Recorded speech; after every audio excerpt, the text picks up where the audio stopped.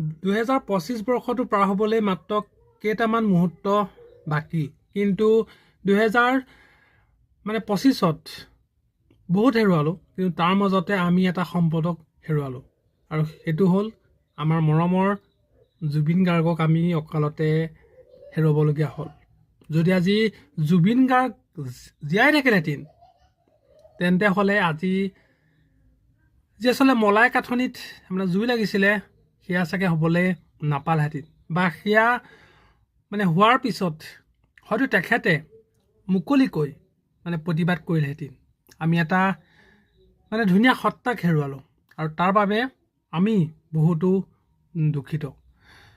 মোৰ তৰফৰ পৰা সকলোলৈকে 2026 বৰ্ষৰ বহুত বহুত শুভেচ্ছা জ্ঞাপন কৰিলোঁ। সকলোৰে জীৱনটো সুন্দৰ হওক, আৰু এটা কথাই কওঁ যে সকলোৱে মানসিকতা সলনি কৰক, যাতে আপোনাৰ বাবে আপোনাৰ ওচৰৰ যিখন সমাজ, সেইখন সমাজ বহুত ভাল হৈ থাকে।